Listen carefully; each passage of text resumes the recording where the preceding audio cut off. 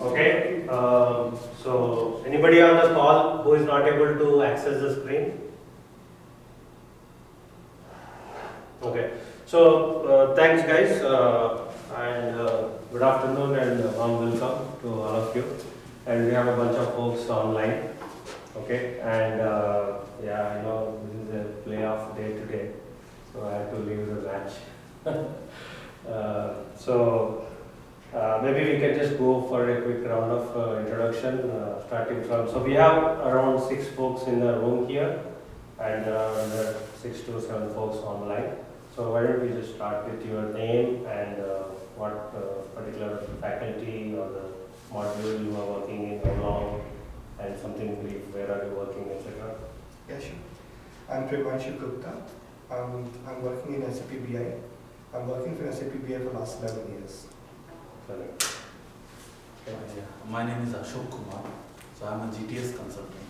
I'm working for one of the consultancy companies. Hi, I'm working as a solution architect with Mobile Task Consulting. Hi, my name is Neeraj Bhargava, SAP Finance and Controlling, 13 years of experience. Sri Meduri, and I'm with AdinIT Data, and I focus on project management. Hi everyone, this is Vamsi Chitluri. I have been working in SAP side for past 13 years. I'm majorly into BI and HANA space. Excellent. Okay, so folks on the phone, why don't you also introduce yourself? Hi everyone. This is Shailesh. Working as a B2B consultant. Right now working in Capgemini. And I have overall experience of 10 years of SAP and 5 years of functional area. Excellent. Next.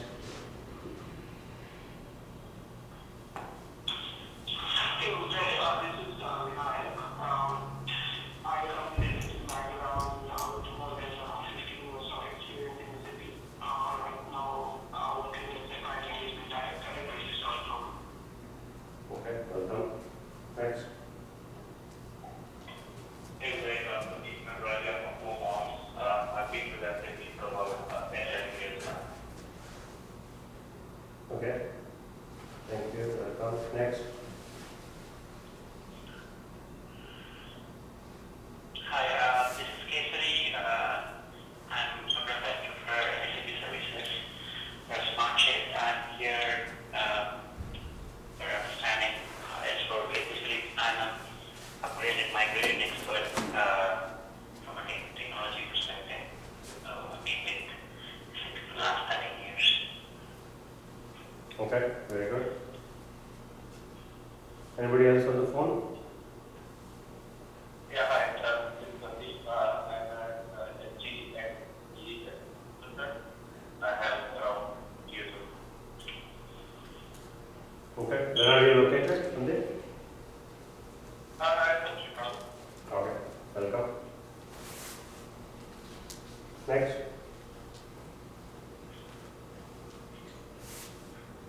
So we have Vinayak, Shailesh, Sandeep, Pradeep, Nadaraja, Kesari, the 5 folks. Anybody else? Okay, so we can get started. So maybe a brief about myself. So I am Udayakanth Kuppa, and I have been in the IT industry for more than 20 plus years. And the last 2 years has been I was focusing on the S4HANA, how it is evolving and evangelizing the S4HANA. And so this program we started off this year. Our own firm, AdinIT, okay, and it's based out of Frisco here, and we are into solutions, consulting, and also training. So there are the 3 focus areas where we are focusing on the S4HANA space. And so this session, basically, I thought, I wanted to have one of my recording for the, for myself as well as for putting it on the YouTube. But then I thought, let me do for some of the fans who may be interested in knowing about S4HANA. Okay, so that's the origin of this meeting. And I thank very much for sparing a Sunday for this. So what we will do is that as I mentioned in my communication. So we'll just give a brief overview of HANA, what it is and where it is standing today, and what we all need to understand as consultants from a HANA perspective. And then we'll also see what are the key product changes that are coming and how it is evolving. Okay, and we'll also look at there's a lot of discussions around the current clients.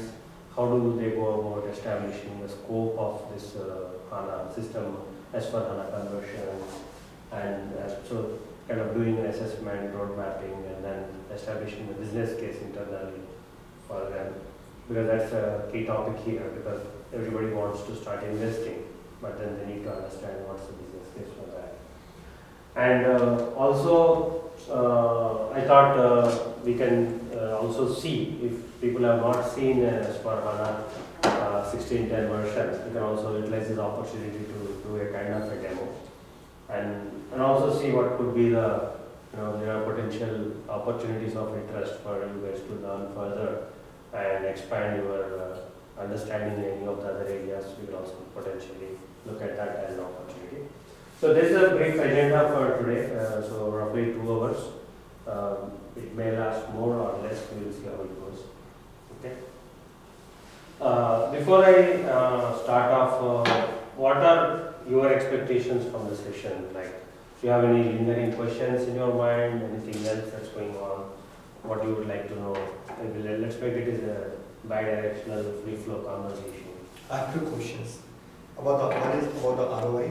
So what is the tentative ROI for any S/4HANA product? Mm-hmm. And second, where we are heading with the SAP solution point of view. What is how the future looks like? What would be the SAP roadmap 3 years down the line for SAP HANA product? That's 2 questions I have in my mind. Very good. Yeah. I'm prepared. Okay. Let me just think. Sure. Nothing for now, sir. Yeah, nothing for now, we'll ask in between. Okay. So I want to know more about the 1610. Okay. Okay. And what is the difference that it is going to give to customers? Okay. Okay. So my question is on the roadmap side, like Premask, it's kind of becoming a moving target gradually. Mm-hmm. So the ROI is becoming challenge, even though it is kind of looks materialistic, but because of the moving target, it's becoming a challenge. So would like to see how SAP is perceiving it, Okay. not going to project it. Okay. So guys on the phone, do you guys have anything as expectations? Because primarily talking about like understanding 1610, understanding the return on investment on S/4HANA as key questions here from the room. Do you guys have any specific questions so that we can moderate the whole discussion and cover those expectations? Same on that, like what is like new in S/4HANA and what we have to do with new technology. Okay. My focus is mainly on how to convince customers for a big migration from HANA to S/4HANA, and basically how can we engage them to do a quick conversion rather than a big greenfield implementation. Okay. Okay. Good. So yeah, so pretty much I think it's a topic of general interest for everybody. So let me jump into the session and try to cover the topics that we discussed. So first of all, when somebody says HANA, right, what does typically come to our mind? What is HANA? Like what does it chime in, rings? Like when somebody says HANA, A kind of SAP HANA, what? a kind of new database with Oh, right, yeah.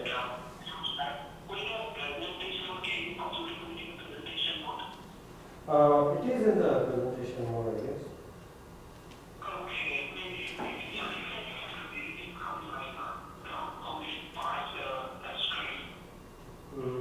Okay, let me try.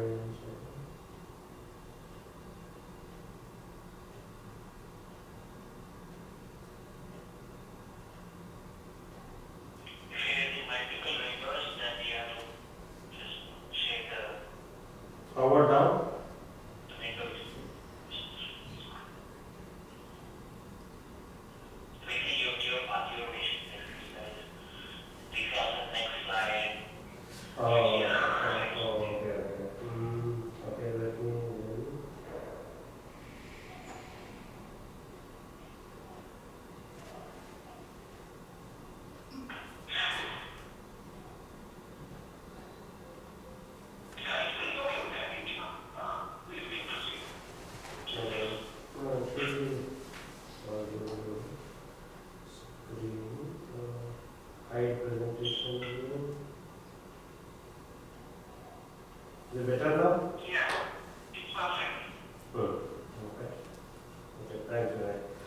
Yeah, so I want to just spend a couple of minutes on HANA, okay? Because that's where we get lost and we get into a lot of unnecessary assumptions and all that. So when somebody says HANA, what comes to your mind? A kind of new database, the way data is stored in the tables, that is changing. Mm-hmm. Some tables are changing and performance, speed. So all these things comes to our mind when we think of HANA. Okay. Yeah. Yeah, when it started, we thought it's just a database. Mm. Day by day, it started evolving by itself. So then we got to know, okay, everything is coming under as an S4, when we say, so Mhm. S4. Okay. So everything is coming on HANA instead of whatever, wiping out all the other databases. Okay. But does SAP have something for HANA? What HANA stands for? I never Googled it. It's just a hypothetical word. But what does, okay. It's more of it's more of analytics. That's where the interest is driven, but overall it's just a database change with all the store and kind of compression is the immediate benefit, but speed is the goal and reporting and avoiding execution. That's the basic idea. Yeah. Really, Yeah. Yeah, we go to meeting. So basically for this 11 people who are interacting with me, right, I want to get the fundas clear, okay? HANA is just a database, nothing more. So if somebody says HANA is evolving to S/4HANA something, it is incorrect. We all have to set it that, okay, there is a powerful engine. Engine is not a car, right? Engine is an engine. But then you build the car on top of it. And car is the one which it takes shape and it is applied.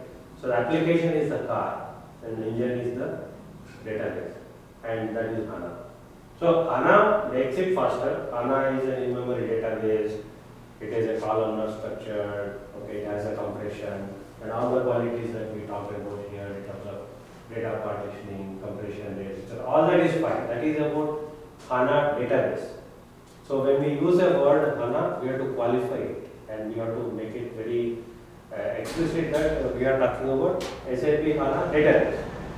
So somebody says that I work in SAP HANA. What does that mean? Like in the word, what does that SAP HANA mean? Are you a HANA database administrator, or are you using the HANA database for your BW, or are you using the HANA database for your suite of HANA? What does it mean, right?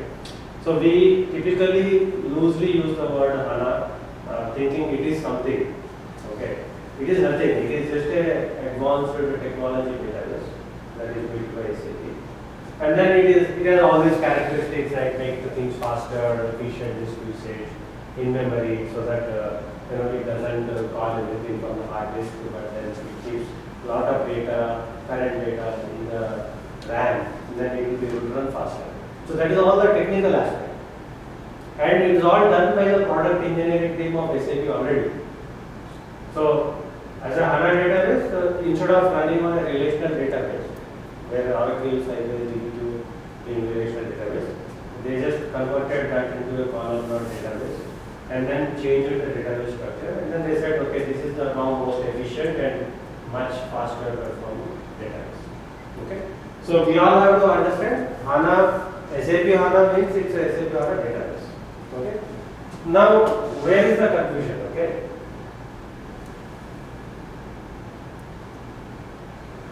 so if you look at the journey of SAP, right? So right from initially in 70s they were running on a kind of a mainframe environment, and then they started moving into R3 in 90s. Okay, and then we all know that we went through the Unicode conversion. Okay, using the ECC. So it is how the product is evolving. Now we also see that in 2011, that is where it's a watershed for the SAP, where they have come out with the SAP HANA database. They invented that database and told that, okay, this is much faster. Okay, it has a lot of benefits over a relational database like Oracle.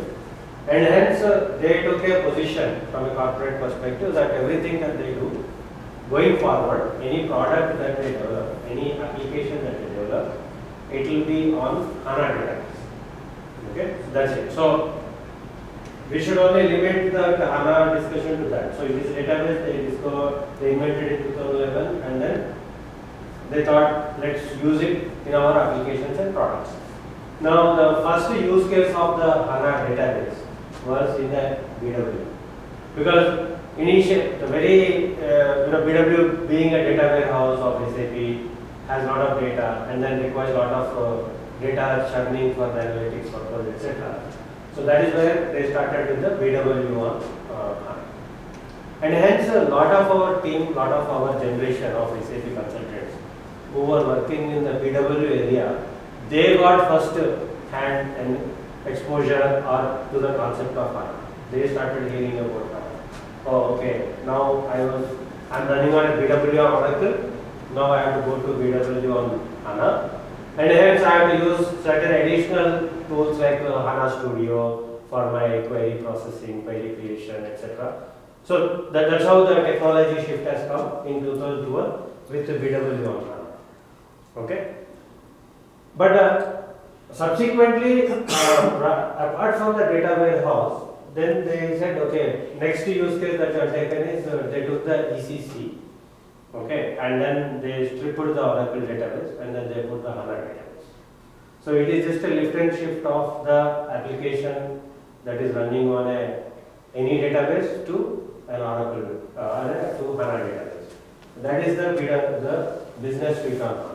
What we call it as suite on HANA, SOH, okay, is nothing but just the ECC lift and shift to HANA database. And it also has no major significance from an application standpoint because it is still a regular ECC, but it is little bit faster because of the database power. Because your input output operations are little bit faster, you are able to leverage that. And SAP, knowing that they are going to come out with subsequently different products, they still have to try out in the market. So there is a lot of questions on why did you ask us to go for a suite on HANA, which gives very limited benefits as compared to maybe a current generation S/4HANA. But then SAP has to try out implementing the HANA, trying out HANA, and then ensuring that those HANA database, whatever bugs and data leakages, all those things are fixed, right? So that is where they started, okay, whoever has an immediate need, start using suite on HANA, implementing suite on HANA. So new implementations, they have gone to suite on HANA, and whatever are the existing installed databases, they started porting their data from Oracle to suite on HANA. So that's where you got all this data migration option, DMO tools, etc., which actually did all the data conversion from Oracle to, or data transport from Oracle to HANA database. Then in 2014, what they did is that they started, now that we have a database of HANA, how can we leverage that to make the application layer faster? So that was the next level of thinking. So they initially took the finance module of the ECC, and then they kind of optimized certain algorithms and then rationalized some database tables, okay, like the EC DOCA and other things where accounting and finance tables have been joined and then unified. And then they come out with something called a simple finance. Now, if somebody has an immediate business case for implementing a much optimized finance function, they could have gone for, or they have gone for a simple finance. So which is nothing but an ECC, all the logistics and HR modules, everything remains same, but just the finance part of it is kind of uplifted, optimized because of the HANA database. Able to join some tables and then rationalize the table structures, making it denormalized, no aggregates, etc. That is how the simple finance has come. And then there was also a discussion in 2015 subsequently that we will come out with a simple logistics. That means similar to what we have done for the finance, we will also do the optimization of the processing algorithms of be it sales order execution or purchase order execution, etc. will all. But then SAP took a different view because of this nature of the ERP itself, where it is very well integrated, very much integrated across the modules. They felt that it is not correct to just call it as a simple logistics, simple finance, etc. So they kind of stopped that term. So no more you call it simple finance, simple logistics. What they did is that in 2015 November, they released a ERP called 1511, S/4HANA 1511. So S/4HANA 1511 is all about the complete ERP on a HANA database with the majority of the modules optimized because of the HANA database. That means all the processing, key processing modules push it to the HANA database level, right? And then make it faster, those kind of things. So 1511, I would say in this whole HANA application, HANA usage by SAP, 1511 is the kind of a landmark for them. Not BW or HANA or not the simple finance, because they were all interim steps. Okay. Of course, BW on HANA as a data warehouse, it subsequently evolved and it has come out into BW for HANA. Okay, but that's a different evolution path. But from a standard application, the ERP per se, if you look at, compared to Suite on HANA or compared to a simple finance, the S/4HANA 1511 is the kind of a blockbuster. It is a watershed in the SAP's journey, because first time they are able to do the complete housekeeping of the particular the SAP ERP product and be able to make it compatible with the HANA database. And then also to a larger extent started doing the optimization of the algorithm. When I say optimization of the algorithm, means basically you have chunks of function modules that are called in the backend. When you do the debugging, whenever finance posting happening or a sales order getting posted, billing document getting posted, you have a lot of code line, 30,000, 40,000 code line it goes through. So they took out the majority of that code line and then they made them as HANA stored procedures, and it's called code push. So they pushed it to the HANA database level. So that they created a stored procedure of that particular chunks and then pushed into the HANA database. So that the data retrieval is native, execution of that stored procedure in the HANA database is faster as compared to running it on a ABAP application layer. Okay, so ABAP application layer still exists, it still runs, but certain chunks of the processing algorithms which are very process intensive have been code pushed to the HANA database. But this is all the something that happens in the backend. It is not something visible to you and me as consultants or to the end users. They don't understand it. It's just SAP has re-optimized the product. But in the process, they also have done the housekeeping of it. So when I say housekeeping, that's the most important thing. There, they looked at various transactions, because there are multiple transactions it has grown. For a single activity to do, you can do it in multiple transactions. So they felt that it is not a very ideal way to maintain the product going forward. So we have some old transactions, we have some new transactions. Again, both the things do the same thing, right? And then it's only not only transactions, it's also you have the business processes which actually can be done in multiple ways, right? So if you have a credit management, you can do through the SD credit management, you can also do through the FSCM credit management. So they felt that this multiple means of providing the transactions, means of executing various processes using different applications is incorrect. Okay, means that is not going to make them sustainable for long. So they did a major housekeeping during this 2013, 14, 15 period to release S/4HANA 1511, which is optimized, which is well housekeeping done product as compared to any product. Okay, so that's the key with which the SAP has come out with this. Now going forward, it is easy for them to maintain the products, give additional feature stack packs on top of it, FSPs on top of it, and then be able to give a better roadmap to the customer. Okay.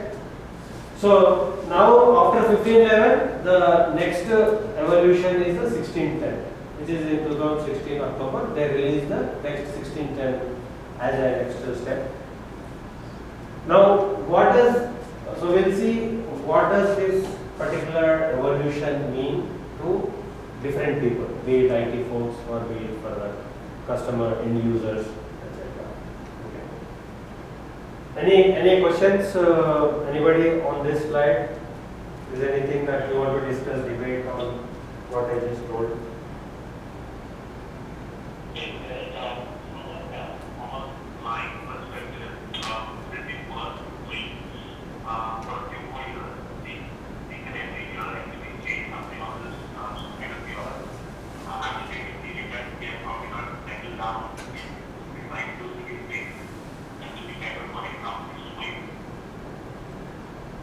Okay. Yeah, I will park this question for a while. We have in the subsequent slides we'll get into that discussion, and I will provide my point of view on that. Okay. One more question, please. I don't know if it's going to be outside. I want to heard people talk about purely the website for HANA.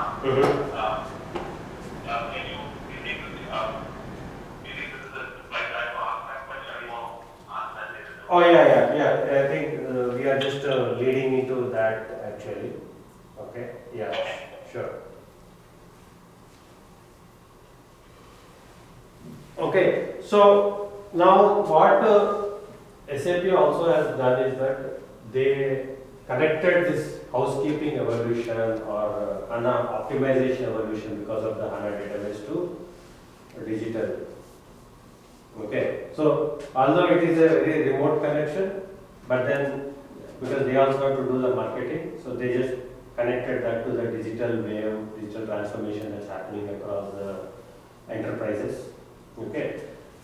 Obviously, their point of view is that unless I get, because if you look at enterprise IT architecture, right? So you have multiple things that are happening. You have e-commerce platform, you will have some analytics platform, you will have some some of these EDI communications that are happening. So there's one chunk, middleware. There are multiple stacks of applications across, right?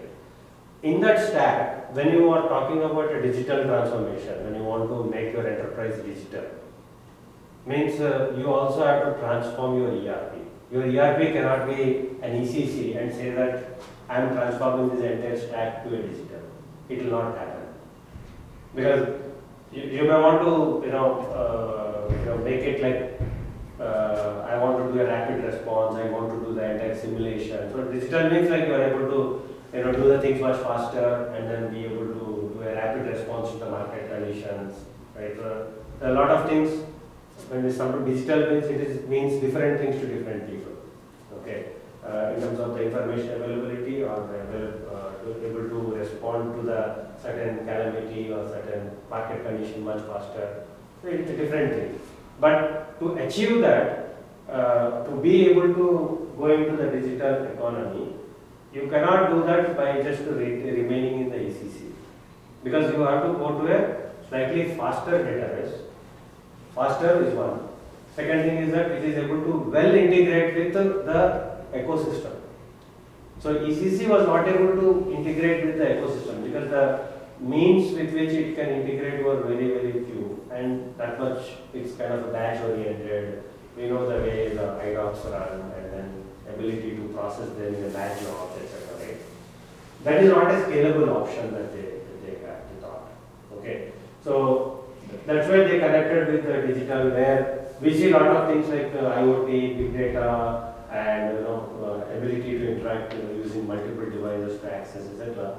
That is all good. That's the digital economy part of it.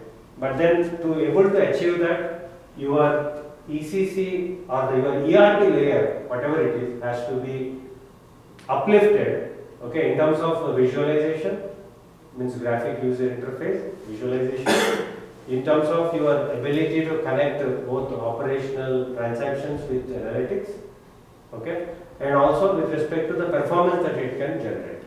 So these were the 3 or 4 things, and also its ability to connect with, integrate with multiple ecosystems.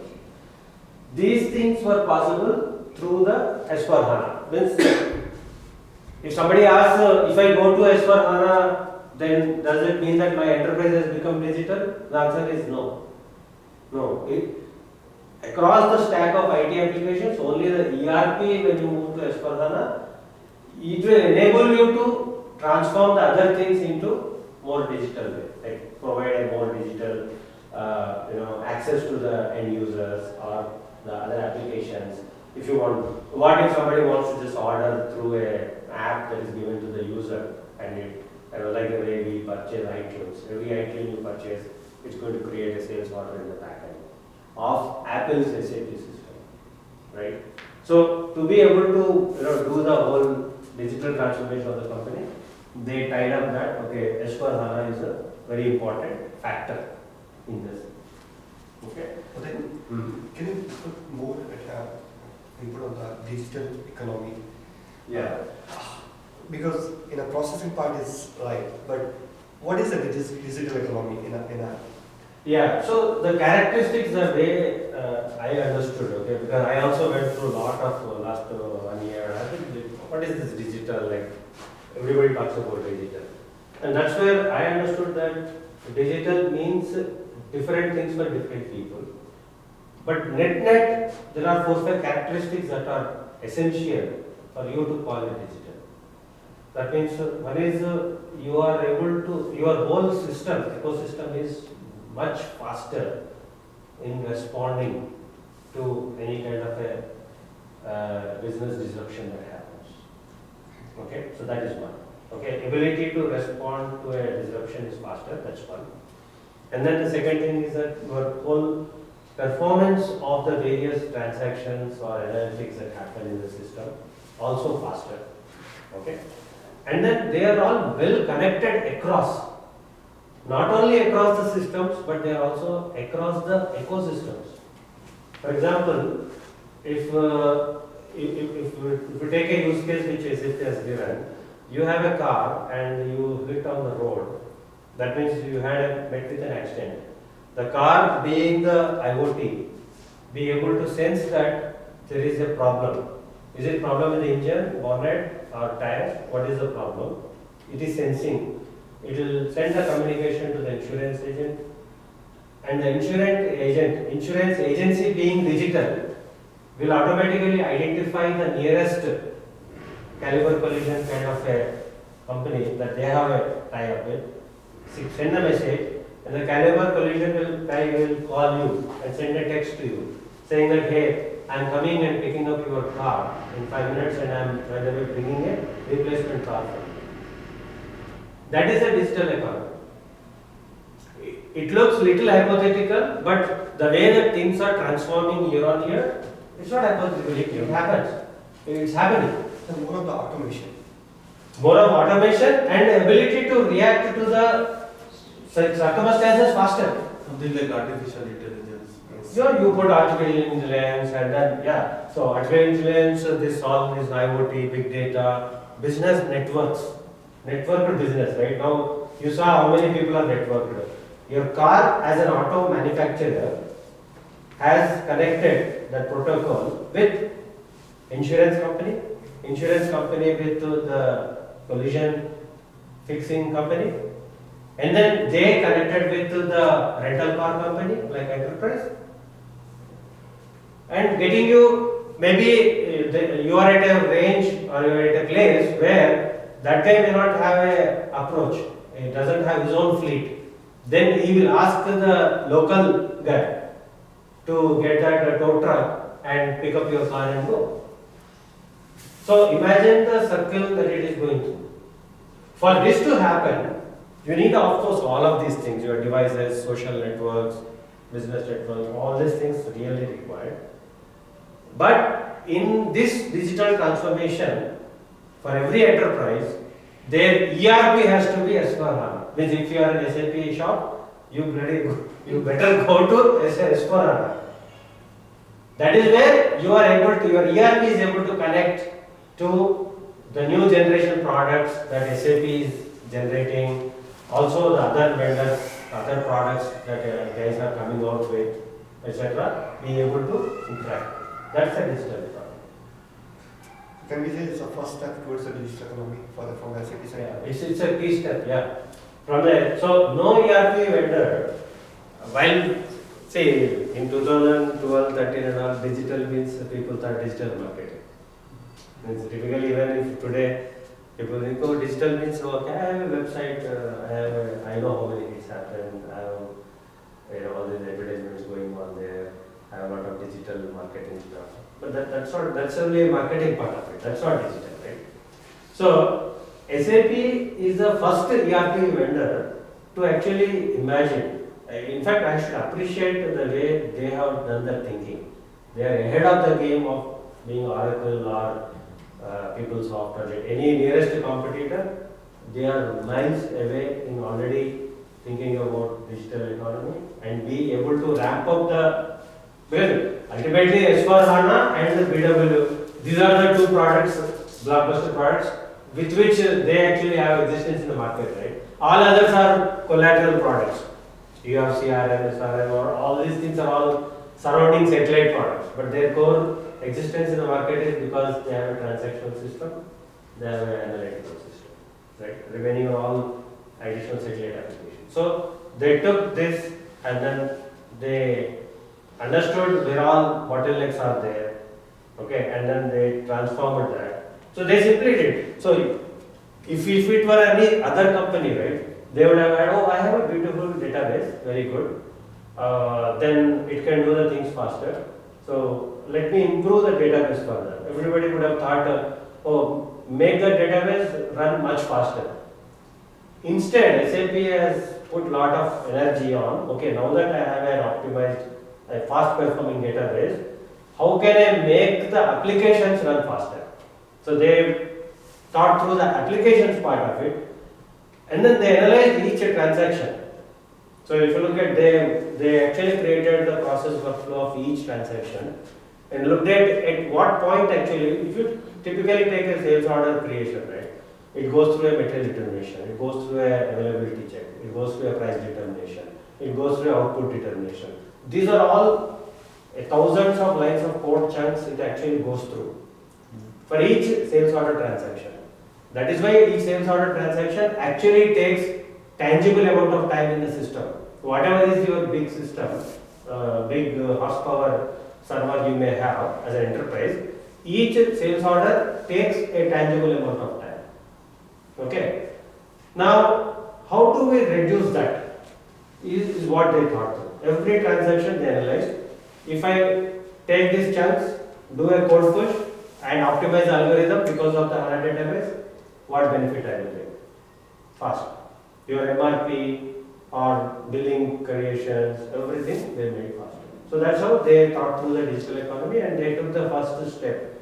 They took that leap of faith to be able to get into the market with a digital compatible product, I would say. S4HANA is like a digital compatible product. So for companies who are right now on ECC and BW, they have to move to HANA. So it is both an application upgrade and a database upgrade. It's a mix of both. So they are, because going by what you are saying, they have done enhancements on both sides. I'll touch upon that, yes. That's Maybe going on only on HANA is also an option, just to replace the database part actually. Yeah, so that means you are going into S4 years of 2013. Yeah, correct. So a lot of people who have actually gone from an ECC on Oracle to an ECC on HANA database, they question the value of it. Oh, why did we spend money? Because ROI is important, right? Yeah. So if you already burnt a $5 million from that, can I go now and again ask for a $10 million saying that I want to now go to Suite S4HANA from Suite HANA? That is a problem everybody is facing. Yeah. Okay, so if somebody had not done a Suite HANA, but they would, people would have done for certain different reasons. Okay, so that I will touch upon. Why would even now people would go for S/4HANA and then Suite on HANA? Suite on HANA and then S/4HANA. There are certain cases. So we'll see. We'll discuss why would people do that also. Yeah, maybe one reason I can see is like, just in case companies are going for some new products like GTS or maybe any other solution. So I've seen companies going on S4 HANA at least for that particular product, because maybe at a later point of view they want to migrate or I don't know. But for some new modules or new products there. But We'll touch upon that. Okay, so that is the essence of the digital. Okay, so let's not get lost in this world like digital. SAP does marketing very well. We also have to do marketing as consultant. Okay, that marketing is for everybody, right? Even IT folks, they have to go internally sell to their business. That's all we have. But it's only one piece in this whole digital transformation project, S/4HANA. Moving to S/4HANA is one part of the work. Okay, so I am on the next slide on key facets. Okay, now that we understood the evolution, how does it connect to the digital? Let's see how does it connect. Okay, what does this S/4HANA as a new ERP gives so that it actually facilitates or meets the digital expectations. So one is from a technical perspective. Around 300 to 350 tables have been rationalized or done away with, merged with some other new things like ACDoka or MadDoc, which is a NKP website combined like that. So a lot of tables which were kind of aggregate tables and line item and header tables, they have been actually. It's all in the back end. So this is a simple technical architecture change from a database table perspective that is done. So that's what they call it as simplified data model. Ultimately, if you question out of 72,000 tables that you have in a ECC, how many tables are removed? It's probably in few hundreds. Oh, that's all. It's not much. So people, because the notion everybody says, oh no, entire database is changed, tables changed, everything is gone away. Something big change is happening, and hence for me to adopt S/4HANA, it's very big thing. I really cannot do it. No, if you go to the real facts, it is only few hundreds of tables that have been removed. That's it. But they are critical tables. They are key tables. That's why they have been removed or they have been optimized. Okay. Now, why did they do this? Is because in the earlier world, when the ICC product or the R3 product was built, for every particular thing, they always had this entity relationship because it was going through a RDBMS, right? The relational database management. So everything has a check table, and then they were very normalized tables. Okay, to the degree of 3, normalized to the degree of 4, because it is relational. But now with HANA having all these features that we discussed earlier, columnar and the pick up and all that stuff, they denormalized the tables.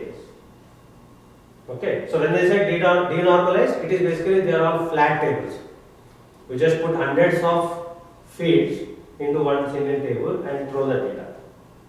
And even if a particular field data is repeating for each row, doesn't matter. Okay, so that is the assumption with which they denormalized and then they actually rationalized the table structure and then come out with a simplified data model. So this is also to make the input-output operations faster. So the fundamental we started with the performance faster, input-output faster. Then they also thought of this whole housekeeping activity, the convergence of satellite applications. So there is a lot of lift and shift that has happened because they knew that they actually did a complete scan of the landscape of the customers, who are using what, for what purpose they are using. So if they are using this for that purpose, why am I giving it in a different way? For example, if EWM is the way to go, EWM is the key thing that everybody has to use for a warehouse management, why am I keeping it as a separate product and asking them, you have a sandbox dev quality production for ECC, you also have a sandbox dev quality production for AWM. Why am I doing it? Why not we converge them? Similarly, FSCM, treasury management, lot of things that we will see in the subsequent slide, lot of lift and shift that has happened. They did a housekeeping. They said, okay, I am giving you most popularly used ones into the standard package of S4HANA. And certain thing which necessarily needs to stand on its own because of its product evolution or a roadmap that it has, they said, okay, let it stand on its own, let it go on. So that is where you will see a lot of convergence of satellite solutions happen. It happened at a transaction level, happened at a business process level, okay, the modules level, happened at an application level, and also across applications and the cloud applications that SAP is coming out with. So if SAP is planning to do, say, they have no cloud applications also, right? Success factors, Ariba, and then IDP, right? Integrated business planning, etc. Multiple cloud applications are also there. So we'll see in the next slide. But if I am giving a certain feature and my recommendation is for you to use learning management system of success factors enterprise, why would I give a choice that you also use learning management in the ECC or in your ERP? I won't do that. Because if I do that, then I am actually creating two confusions for you going forward. I have to maintain these two things. It becomes very messy for you. So they learned a lot of lessons from the previous and they started converging the satellite solutions. Okay? And then revived architecture of transactions, the code push down that we talked about extensively, be it sales order or financial postings or dunning or any such process, or MRP planning, right? Complete re-architecture of the transactions where it is applicable. Then, of course, super fast performance and leading into a faster performance. Now, these simplifications are giving you a facility to use new user experience through Fiori. Okay. So now comes to the question which Pradeep has asked.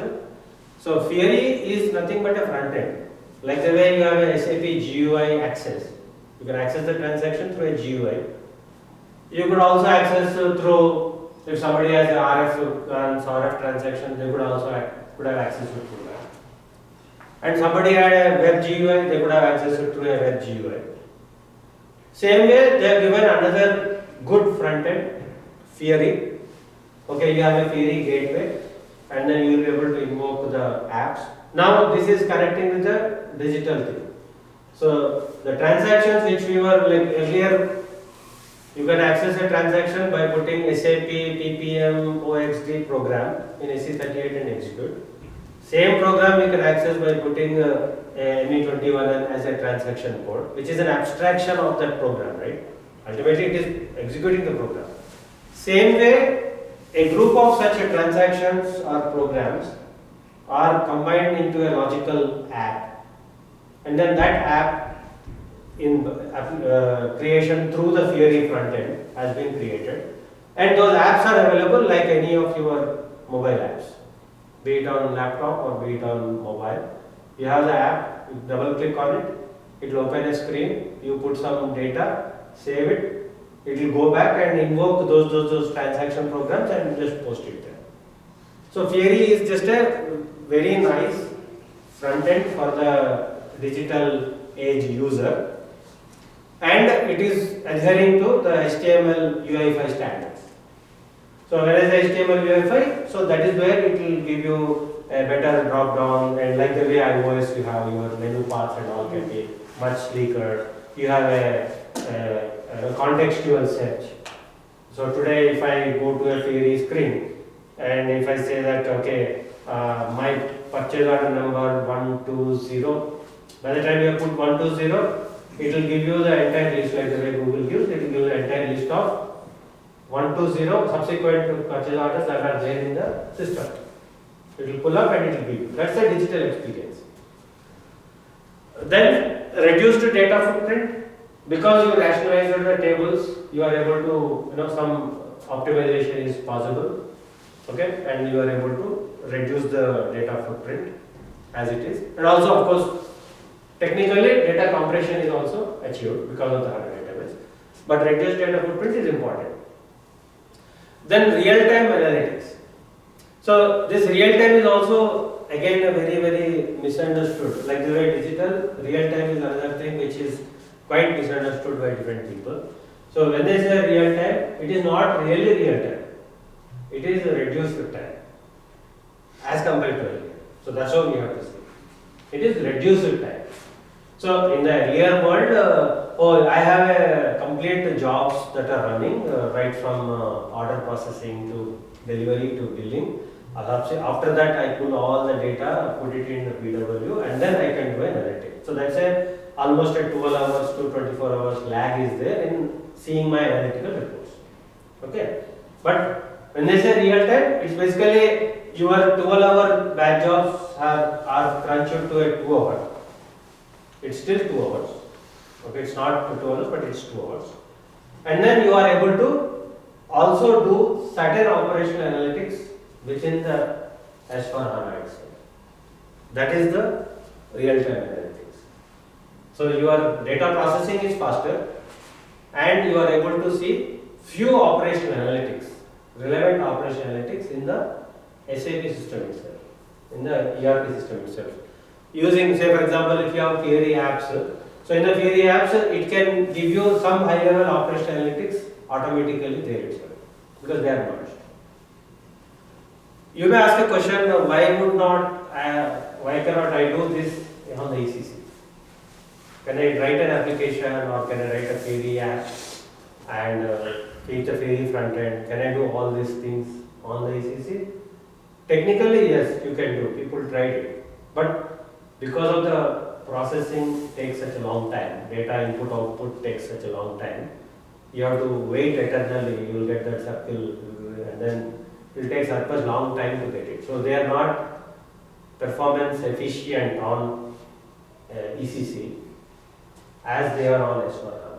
They are much more performance efficient on S/4HANA because of HANA database and all the data convergence and blah blah blah all that we discussed. See, now this HANA database, it can be on-premise or it can be the cloud also. So can you define so there is another question. HANA database is not on cloud. It's a whole application. It's a whole application. It's a whole application. Your question has to be, can this whole application be on the cloud or on-premise? Yes. That should be the question. Yeah. So they have both versions. So the S/4HANA is released on the cloud like a SFDC. Okay. Software as a service model has been released for 3 market variants. A professional user, professional services users, like if I have a law firm or if I have an IT firm, I can use it.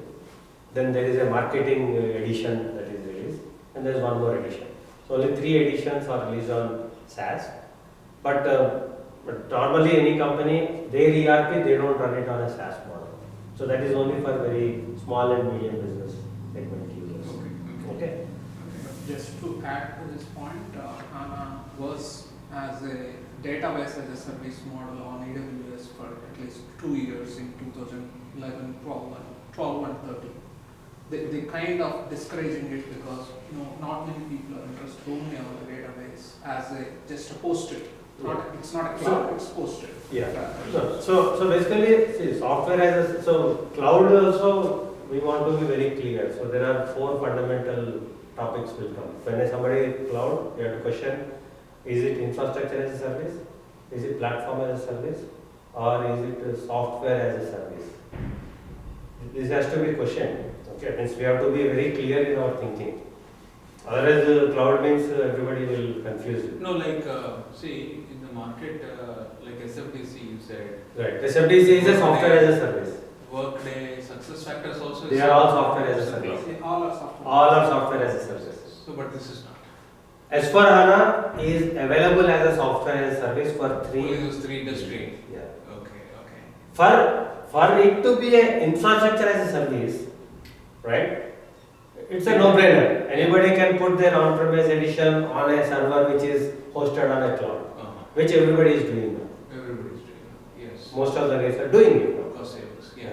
So in an enterprise, when you go, this cloud means then it will create a lot of confusion for anybody. Right from CIO to the lowest level, everybody is cloud. Cloud means something or something. No, cloud means you have to differentiate between this infrastructure platform and then position it accordingly.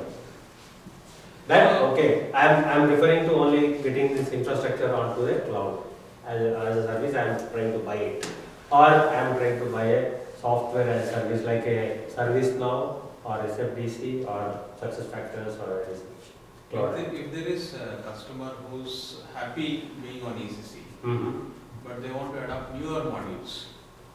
So to adopt newer modules, will you suggest that they have to first come on HANA and then take the benefit of newer modules, or they can still continue? No, newer modules means what modules? Let us say you have in retail industry, you have fashion management solution coming, okay, from the earlier AFS solution. Right. So then what should customers do? Yeah, so basically you have to see the FMS that is coming out in 2017 October. Okay, what is the recommended compatible ERP layer that it can sit on? Okay, so in all probability, or not all probability, it is confirmed from SAP that whatever they do going forward, it will be only on HANA. Means they took a stand. In fact, they told that this theory is the only one they are going to develop further. So almost 90% of their GUI department, that SAP GUI department, they actually moved them into the field. No more new products will be actually be developed on SAP GUI. But I've seen presently, currently so many implementations are going on. Still they are doing ECC. They're going with ECC. They will do it and then they can transform it. Because they're spent, it's not about transformation, right? It's about money, what they've spent, right? It's not a small money. No, they're implementing when you say they're implementing or they're using? They're implementing. No, using is I don't want to talk about using. It's about implementing. Implementing is, see, basically it's a decision, right? It's a decision at the point that they are in. Okay, because this whole HANA concept, right? It involves infrastructure transformation. It actually starts with, so this goes back to our question on why would somebody go for a suite on HANA now, or would have gone first? Because people who are actually running their ERP or analytical applications on some Microsoft SQL servers and old HP Unix boxes like that. And those are not compatible for scale-up and they are also not compatible for HANA database. They won't be. So you have to first go through a infrastructure transformation. That's the first step. So if you want to do an infrastructure transformation, and then the next step is that you have to do a technical transformation. That means you are currently adopting some new features, changing the output management methods, etc. It's a technical transformation. Okay. Then you are also changing the SAP, the theory, SAP GUI to, your intention is to move from a GUI to a theory based. That means you are also asking the users to transform. It's also involving a business transformation. So for a large company, if there are 3 such transformations which overlap with a sudden migration from a ECC to a S/4HANA, it will create a lot of havoc. They cannot take it. That is why you may see certain people like Pepsi or such companies, they may,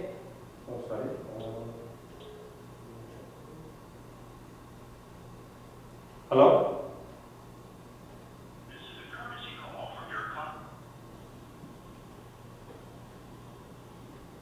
Okay.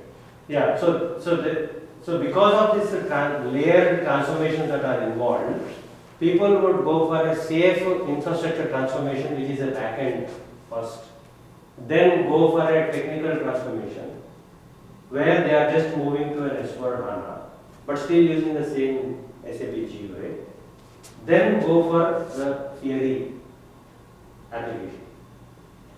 So you are actually de-risking by layering these particular transformations. See, sometimes we hear words like simple finance or sometimes central finance. Right. What is this nomenclature? What is Yeah, I think simple finance we touched upon, right? Yes, So yes. simple finance is like a ECC, which is finance optimized, right? But then what SAP has given, okay, we will go to the next slide, I will answer that, okay? Guys on the phone, are you all with us so far, or do you guys have any point of view, anything that you want to mention, or any questions? Can you give an idea about last month and data inventory non-optimal consumption? So, non-optimal. Yeah, so basically when you are doing your inventory postings, right, like for example when you are doing a back flushing, okay, or when you are doing your delivery processing, in your logic actually it locks the tables, okay, so that there is no parallel updates and there is no directory read, okay. So that locking mechanism, the procedures that are involved have been optimized in such a way that there is no locking that is required, and then you are also getting the real-time update on the inventory levels. But how can that be done? Yeah. So technically, they actually, if you read through the actual literature, right, they are actually keeping the microsecond level snapshots of things that are happening till the time that everything is on.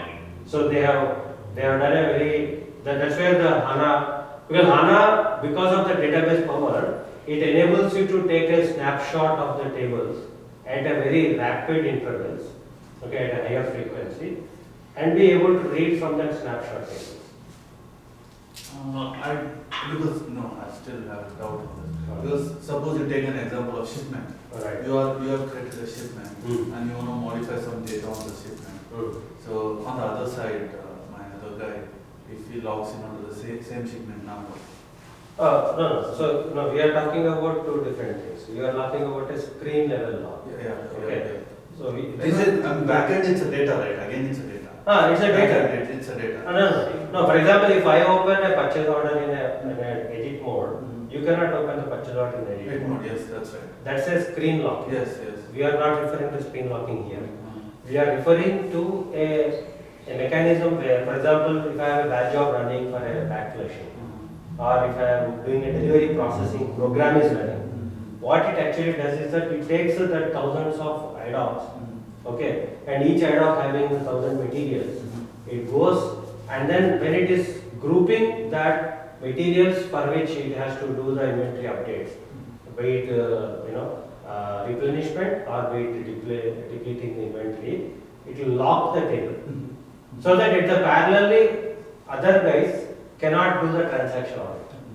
So that is where normally when you look at any batch job scheduling that we do, right, you will do it in such a way that what is the slot where there is a minimum usage of the system, so that you don't get too many SMQ1 errors. Why would you get SMQ1, SMQ2 errors is because the database is locked, the tables are locked, and hence this transaction did not go through. So it creates a line item in SMQ1, and you have to manually reprocess that Q items after the lock is released.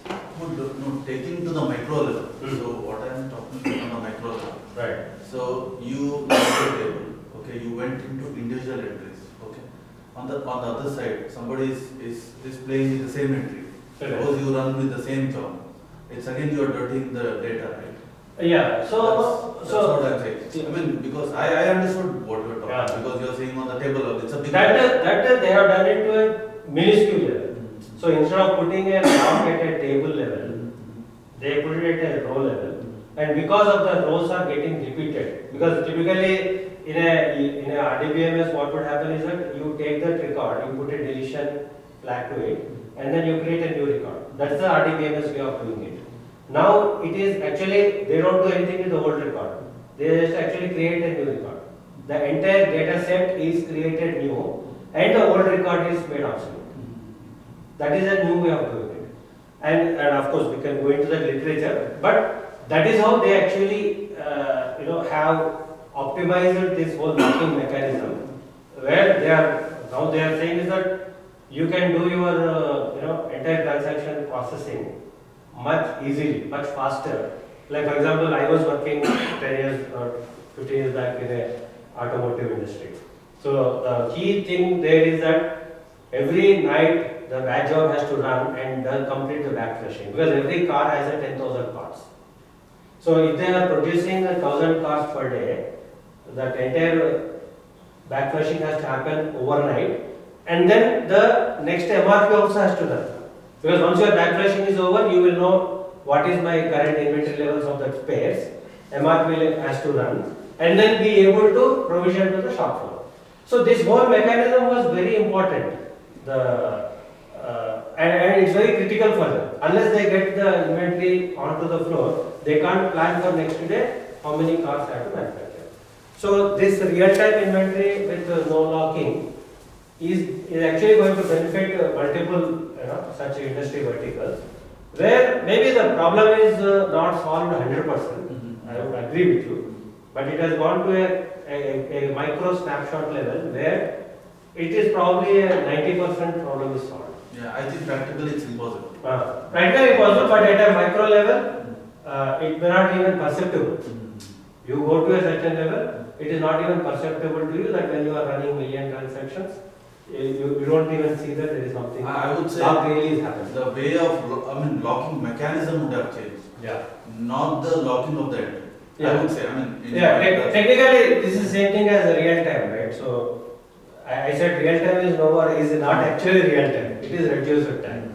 So this locking is not an actual not locking, but it is about how much lesser time you are locking.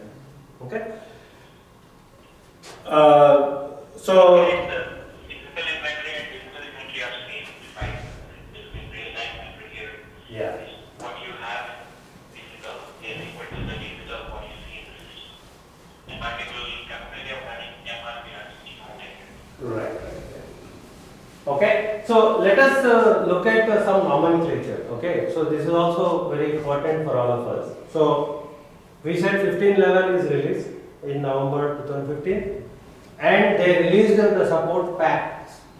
Okay, FPS 01 is released in May, and then there is an FPS 02 that is released again for the 1511. If a customer has used or they have implemented 1511, they can go through that path of FPS 01, FPS 02, FPS 03. Like the way you add enhancement pack, EHPs, these are the FPS for the 1511.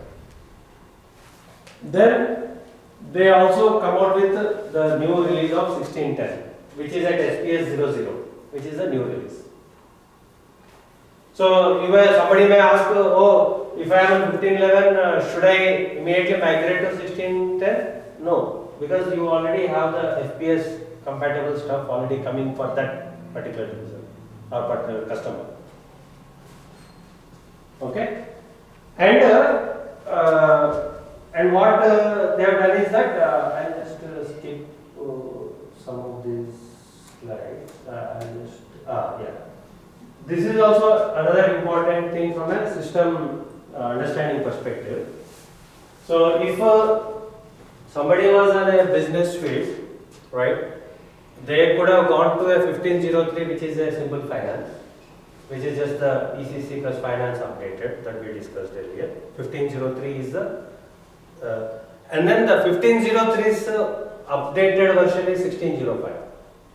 So in May 2016, they actually enhanced this 1503 and then called it as 1605. Okay. Now there is also a possibility that the guys who are in any ECC EHP, they could have gone to a 1511 directly. Or now the option is to directly go to 1610. So these are the possibilities. Okay. Now comes the question on this finance. What were the things, right? So the central finance that we talked about, because SAP has to enchant the market somehow of adopting HANA database. right? So some people have to try. They said that, okay, I'm giving, in the simple finance, I'm giving our central finance as an additional module, as an add-on module, which will help you in actually consolidating the various financial postings that are happening in your multiple ERPs. The customer has 3-4 ERPs, one in North America, Latin America, Europe and Asia Pacific, 4 SAP instances, and maybe in Australia they are on Oracle or some non-SAP system. But I want to do a financial real-time consolidation. So like the way you have an ALE ad hoc mechanism, you have currently now you have an SLT mechanism. So you can use SLT to connect this system, and whenever there is a financial posting happening in any of these systems, the financial posting can get replicated in the central finance instance, an equivalent posting happens, and then you are able to do your month-end closing etc. in the central finance. That was the logic of the central finance. And it lived shortly, means it has a certain shelf life and people still are using it, but going forward with S4HANA and all this becoming very clear, people may not go for a central finance as such. But it will still support, I mean, technically. Oh, there is Right support, also. yeah, it is support, everything is support. Okay? One, after that question. So Uh-huh. we're talking about the S4HANA. What SAP is recommending about the operational module. So we talk about the implementation part. Right. Now, generally in ECC we have a big operational team, and then we always go for a big, there is a lot of effort. How SAP is saying with this S4HANA, what would be the reduction in the manforce for the for operationalize that model? First thing, and the second thing, how much less ticket count, for example, as an example. Okay, how much the model is more stable than current ECC model? Do they have those kind of? In terms of the OSS tickets, Yeah, not OSS ticket. In terms of system tickets, system incident, the business tickets. Like what? The business tickets are based on how you implement it. I don't think so it will change that. Yeah. It won't change. Other than the speed, I don't think so that it makes any difference. If you do a trash implementation, you keep generating tickets. That is your way of doing it. Because we are connecting GTS to one of the S4HANA. I don't see any difference. Yeah, It depends on only the It has no direct impact, I would say. Okay. So I just jumped to this because we wanted to get this, nomenclature clear. Okay. And I go back to few slides back. Okay. So I want to. So now this also you guys would have seen, right? It's a new. Earlier we had a diamond structure for the ERP. Now it is this structure. Where all the modules connected, we used to have a SAP diamond. Now this is the model. Now here the important thing is that there are a lot of add-ons that are possible that you can buy extra. Means it's more from a licensing purpose they created it. Where you have a core, digital core, at the ERP that will get you. And you have a provision to add on some additional things to it. Okay? Means with additional license, you take that and then you apply it and it can sit on the same server. You just add on to it. Okay? So that's how they created. So all the core, like the black thing that you see, the digital core, that comes as part of the standard S4HANA packaged license. Then the extensions of that, each of that squares that you see, they are the additional ones that you will get it with additional money.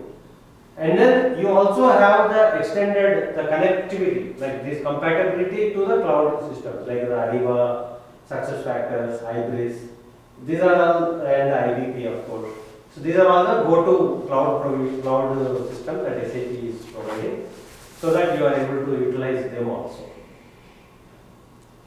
Okay, otherwise pretty much this remains as for example, environment, health and safety, EHS. In the ECC world, EHS was part of the core modules. Slowly, they have actually increased the functionality of that to meet the demand. And then now, the EHS is a kind of an additional add-on in the same system, but you have to take the license and do an add-on so that you are getting it. Okay? Would I particular one question on that slide? Uh-huh. Slide 8 and 4.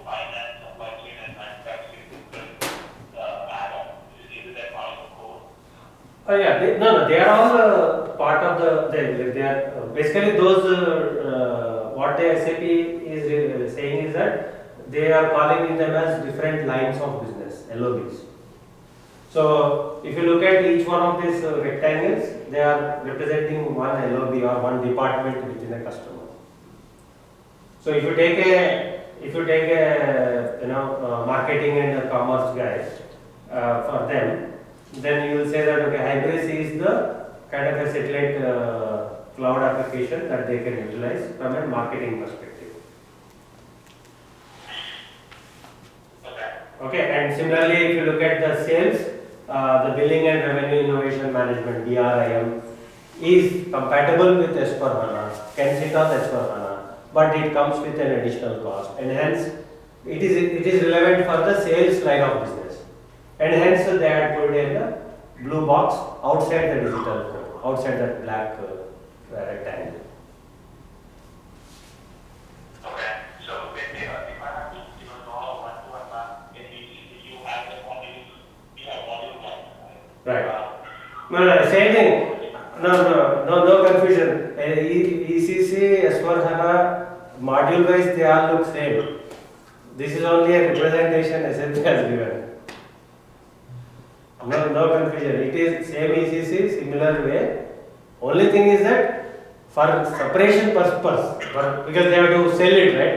If I have a marketing oriented company, then I will focus on, I have a BRIM, I have a Hybris, and I should be able to use it. But ultimately, when you actually go into the system, you will see the same nodes and the same menu paths and everything. Okay? So then, there was one push, things from it. So essentially, we were talking about simple logistics and already before. Yeah. So that term is kind of terminated now. Right, of course. So where is the actual change in this particular line? Nothing. Simple logistics is nothing but your logistics modules where it is relevant, where it is required, whatever optimization, database, model changes that have been done, that is what it is. That's it.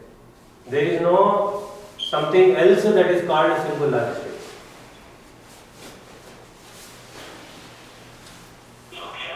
Yeah.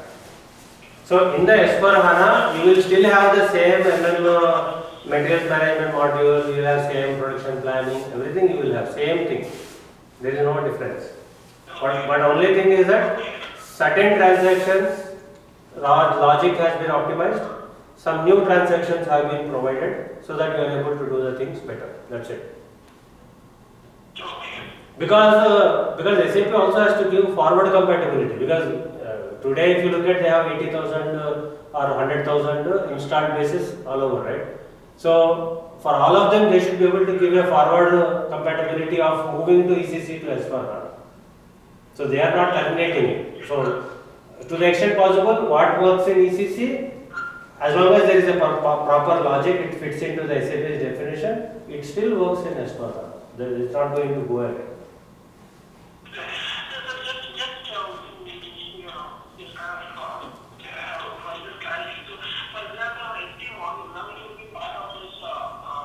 No.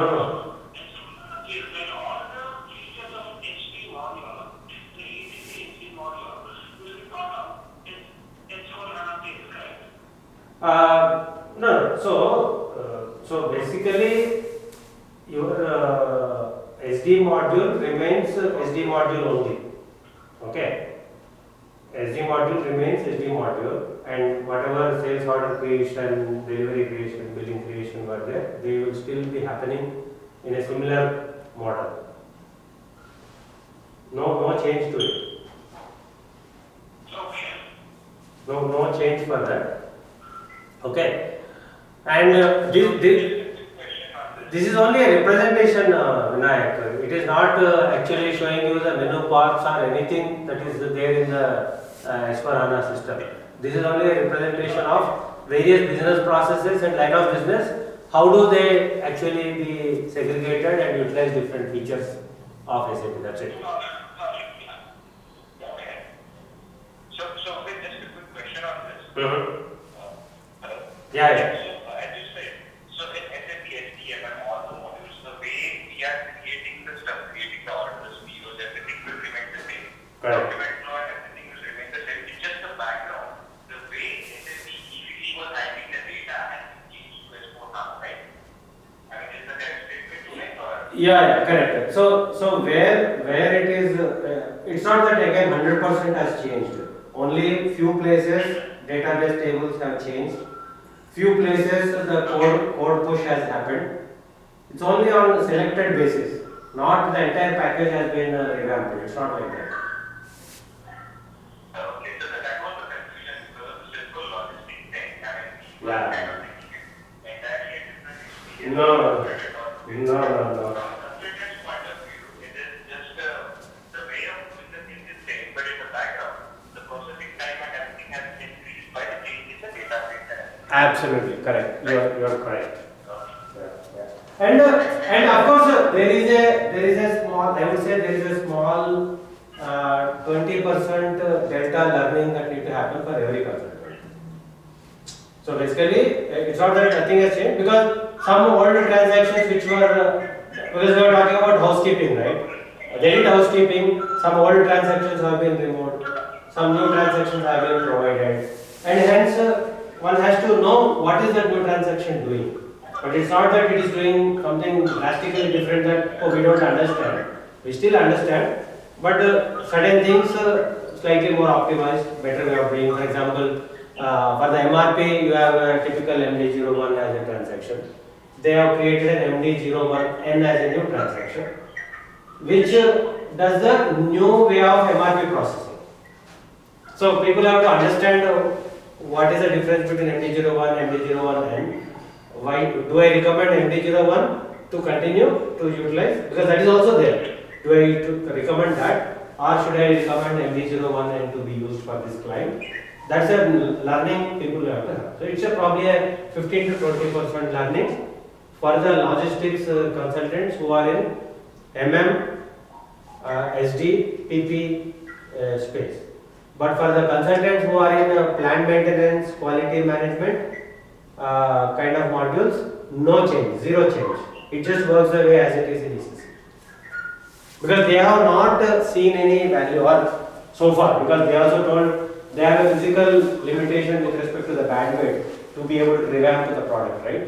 So they have not done, so till 1610, they have not done any logical revamping of plant maintenance, quality management kind of modules. All that they have done is majority on the, of course, finance is part they have done, and on the logistics side only SD, MM and PP modules have been touched on. I heard they have removed something like all the customer creation, vendor creation, all that K01. That's the rationalization. That's part of the portfolio rationalization. Wherever there was some transaction as is possible, they did that. Okay? Does that answer your question? Sandeep? Okay. So, I think we have 15 minutes time, so I think we are slightly overshooting this. So now the key changes, okay, so finance and logistics, what changes, what new things have come in, right? So if we look at that. In the finance area, okay, a lot of things like performance improvement, blah blah blah, these things, generic things, we already discussed that. So universal journal is one new concept where your controlling and finance has been combined. There is no more new GL and classic GL kind of a thing. It is only one single universal general ledger. So that is coming in. Okay. And of course the add-on module central finance we already discussed. So they have given that. Okay. And rest of the things, some changes have been done. Like the account-based COPA is kind of mandatory now. So you have a cost-based and account-based COPA. So account-based COPA is already retained now. And then asset accounting as a module has been slightly revamped, so the entire depreciation runs, etc. have been reorganized. So you can do, it's called new asset accounting now. So again, it's not that 100% changed, but few configurations and a few new transactions have come in, and that's called new asset accounting. Okay, and similarly the additional add-on module of cash management has been provided. Okay, because we had in FSCM already this cash management, it is not new. But what happened is that if a company has to adopt FSCM, their existing system, ECC, the way it is set up, etc., it was very cumbersome. So, I really want a credit management or really want a cash management, people actually gone to an extent setting up a separate server for FSCM. Okay, but that is the housekeeping they did do. They actually they provided cash management as an add-on module to the finance users. So you can use it with extra banking interfaces and all that, you will get it through the cash management. And similarly, the business planning and consolidation, progressively they are bringing into the core. So earlier we had a BPC is a possibility to put here a separate server, etc. Now BPC is also kind of pulling it into the core model. So, but BPC is part of the BI now. So they are moving away from BI and making it part of S4HANA. So basically the consolidation part, planning and consolidation part, where it is relevant from a transaction system perspective, it is given as part of the S4HANA itself. So initially they started with the consolidation part, then the planning also has been provided, and they have done away with the earlier so-called enterprise ECCS. So that's a part of the housekeeping. So you had an ECCS, which is enterprise controlling and consolidation module, that has been done away with, and now the BPC is provided as part of the S4HANA. And from an analytical perspective, where you want to do, this is a transaction part. But if your company has the consolidation to be done, not only from an ACC or a ERP perspective, SAP ERP, you also have few non-ERP ERPs, where we do the consolidation. You can't post all that back into your SAP transaction system, right? That is where BW also has consolidation, where if you have such a scenario, you pull this data to the BW BPC, you also put non-SAP data into that and then do the consolidation. So this is another classic question always keep coming in, oh, then do I need BW? Right? So BW, the very existence is a data warehouse. It is a data warehouse. That means it can take the data from multiple systems and then be able to report on top of it using BobJ or ClickView or any such tools. That's the purpose of BW. As long as people understand the purpose of the BW, you will not get a question that, oh, you are giving some reporting in operational reporting in S4HANA and analytics here, but do I need a BW? No, you need a BW. If you are single source, if your S4HANA or your ERP is a only source that is giving you all the data required for your analytical reporting, then you don't need BW. But no enterprise runs only on ERP. No analytics run only on ERP. Analytics systems take data from ERP and probably a 60% data. But then you also take data from your other systems and be able to do a consolidated analytical reporting on top of it. In such scenarios, you still have to have a BW.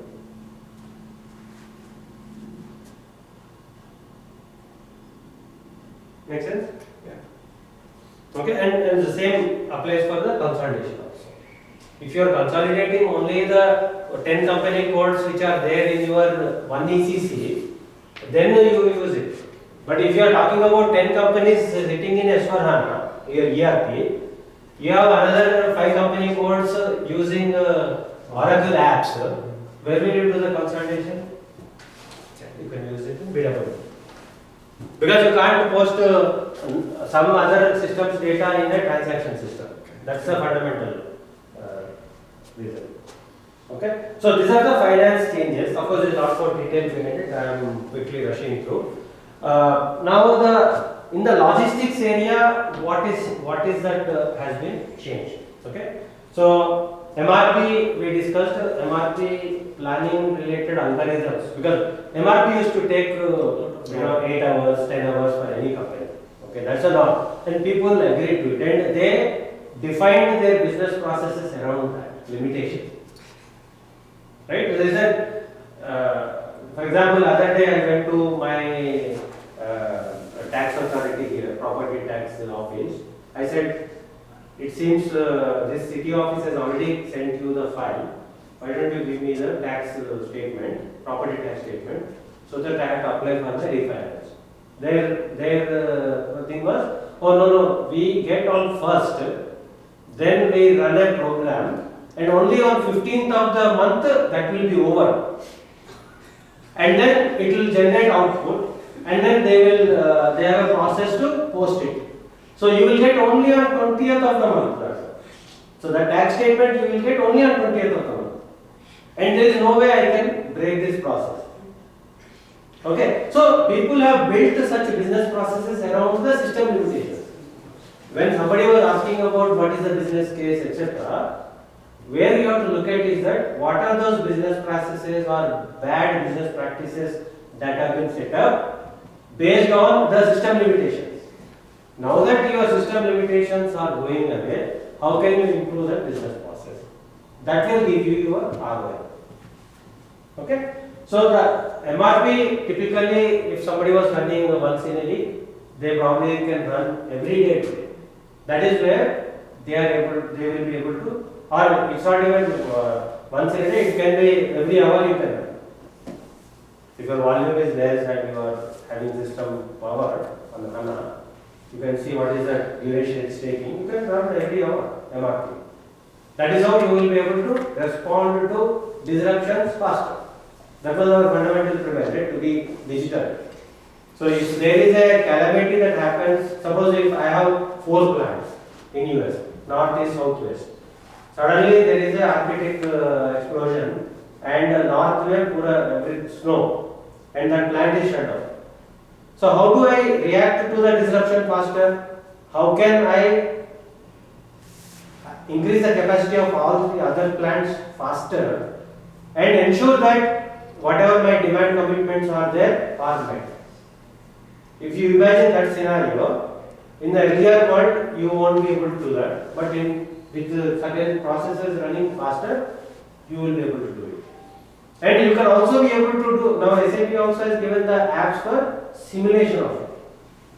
So it's not that you will wait for a certain thing to happen, you will prognose that, okay, this year if there is a prediction that something is going to happen, you simulate that situation and then figure out what is the best reaction that I can take. So that's the business process value addition you get. Similarly, the other things, so we talked about inventory management, the locking thing has been proposed. Okay, material valuation, now the material ledger is mandatory in S/4HANA.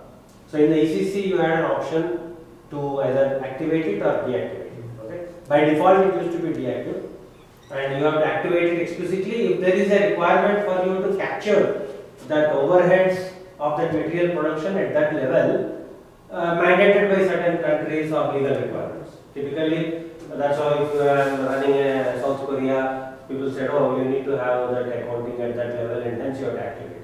So in some of our global instances, material is activated to a certain country, certain product line where it is really required for you to capture that. But as for HANA, it is mandatory. That's a new way of doing it. Because they said, now I don't have any limitation of a database, even if it generates millions of records and I have to crunch it, I don't have a problem. So they made it mandatory. Okay, and similarly, if you look at the responsive user interface, so for the various roles, it's basically again a theory app, it's a marketing thing only.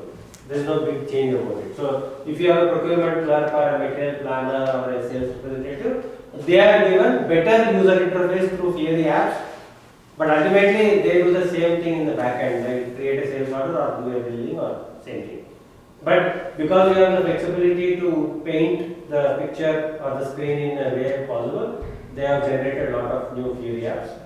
So if you go to theory apps on demand library, there are around 5,000 apps in totality. But if you focus on just S/4HANA, probably there are around 600 apps that have been already released by SAP. And those are all the ways to run the transactions. And yeah.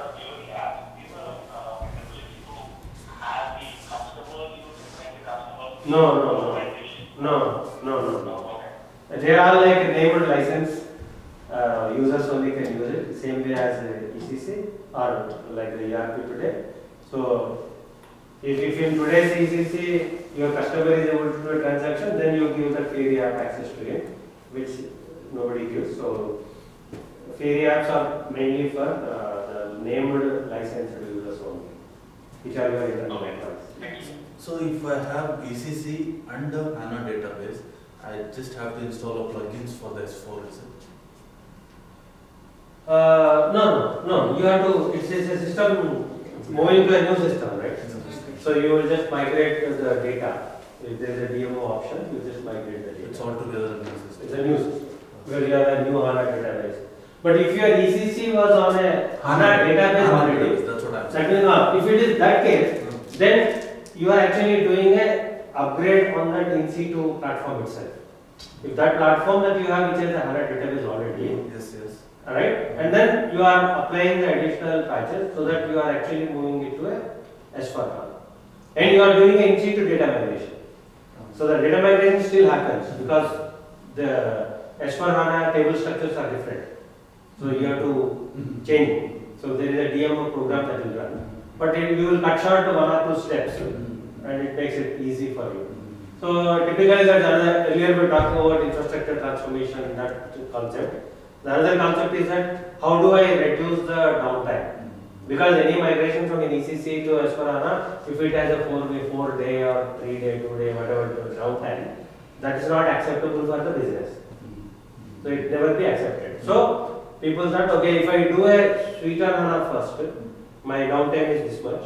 Then I stabilize. After 1 or 2 years, I go to S4HANA. Now I am cutting down 2 or 3 steps here, and hence my downtime is lesser. That's another primary reason where people may go for a standard approach. Okay, and lot of other things like available to promise. These are all transactional enhancements. Like we have an advanced availability to promise functionality that has been. All this is because your database and processing and all is faster, so you are giving the new features. Now so I have.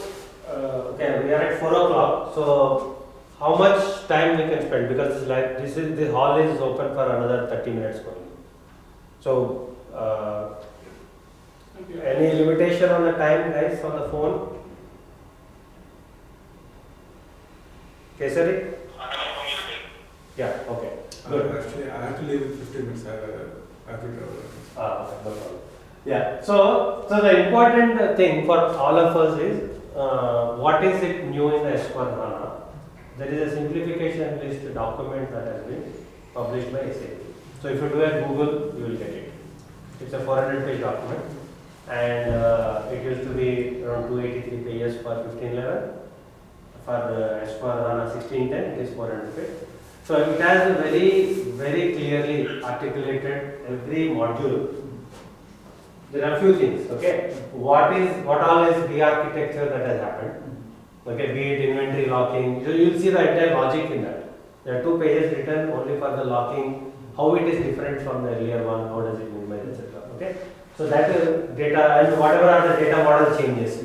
So the tables that have been either removed or rationalized, combined, all the data you will get in that. Then you will also get what are the functionality consolidations that have happened. So what is the workaround for it? Okay. So functionality consolidation we discussed, like some new old transactions, these are all gone. We don't give it. Use new transactions. For example, vendor and customer. So now they want to have a single user interface because both are partners. They have common data. Why should I maintain 2 different transactions for it?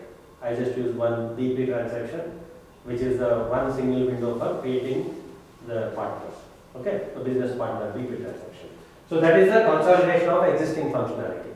That is also very clearly written in the simplification document. Then there are also certain simplification items which are no functional equivalents. That means earlier we used to do certain thing in certain way. This is not in line with my digital thinking, roadmap, etc. And hence it is done away with. So now it is a strict no-no. So and hence there is no functional equivalent for that. Okay, so one example is that some customers have ECC and SRM co-deployed on one single server. They used to have. Okay, but going forward, that is not possible. So S/4HANA, if you have a system, you cannot co-deploy SRM on top of it. Because the roadmap for SRM is they want to bring in the SRM functionality where it is relevant into S/4HANA and also where it is relevant to push it to Ariba. So that's the roadmap they have. So they are not going to enhance the SRM as a product by itself. Okay, whatever is there, they will maintain for a few years and then after that they will say done. And hence they are saying co-deployment of SRM if you have today on ECC, it is no more not possible. So that's a no functional equivalent scenario. So everybody, customer has to go through that, look at that and then see what is my, are all my functionalities working or not working. And in certain cases, some of the things are still not developed also. That is also a possibility. For example, you will see a situation where if you are using a customer classification, that is not available in S/4HANA as of now. If you are using material classification, the characteristics and classes for material, that is available in S/4HANA like the ECC. But if you are using customer classification, that's not available in S/4HANA. That means then it is a no functional equivalent and you have to see what is the workaround for it. How do I do it differently? Okay, so those are all cash points, but it will be a very good, interesting document. I will, after this session, I will send across to all of you. You can go through it. It's not a very big deal, like we are all functional consultants, spent 10-15 years already, right? So we just go through our specific area. If I am a PP consultant, I will go through the PP and understand what has changed, what is coming in new, like this. Then I am good. Then after that, I just spend 1 or 2 weeks with the actual system. I am done. So we don't need a exclusive $1,000, $2,000 training for that. Okay. So another concept is the transition scenarios. How do we transition from an ECC to S/4HANA? So new implementation, so it's a no-brainer. So new implementation means it's a lot of money and people don't want to spend another 5 years to do a global rollout, all big customers. So, but if I am in a situation where my current one is a trash, I know that it's a trash, it has to go away. It has lived its life for last 20 years and I am due for renovating my ERP or doing a new implementation, then I will go for it. Right? And then if I am a new company itself I am setting up and I have to do a new implementation now, logically I have to go for whatever is the latest and greatest available in the market. So I go for a 1610. That's the new implementation scenario. Then the system conversion is the most logical, most possible scenario that will happen. Because of the current 100,000 implementations you already have in the globe, at least 90%, more than 90% will actually go for a system conversion. So they will go through this step of looking at the simplifications and then see, because the simplifications are all functional, not just technical. So you have to of course evaluate infrastructure wise, you have to evaluate, you also have to evaluate from a technical standpoint, from a ABAP and coding standpoint, because if your current code is working on a ABAP server, tomorrow it has to work compatible with HANA database, maybe certain syntaxes and all that have to be changed. How do we automatically change it, etc. That's a technical compatibility part. Apart from infrastructure and technical, you also have to make it functionally compatible, functionally. So for that you have to go through the simplification items, this 300, 400 simplification items, then figure out what is relevant for that particular installed base. How do you make it compatible so that you can move forward. And hence this system conversion is not a technical upgrade. So earlier we are all used to doing upgrades which are purely technical, right? Only basis and above were important and functional guys were only doing the testing. That's it. But now it is of course basis because it has to go through a infrastructure transformation, also has to install HANA database, S/4HANA has to be installed, all that stuff. Basis is there. Technical, yes, it is there because this whatever thousands of code segments you have, objects you have, they have to also work on the new operating system or new database. So technical folks also have to do that fixing. But functional folks, apart from the testing, they also have to work a lot on simplification items, making that compatible, and then also be able to do the training, give the training to the users. Because by virtue of going to S/4HANA, if you are trying to deploy a bunch of theory apps also, then imagine the amount of testing you have to do. You have to do the testing using GUI, test the theory apps, and then give the training. So there is a lot more functional play in the system conversion. So it's not pure technical project as such. It's a technical infrastructure basis, functional, and also business people have to be involved. Okay.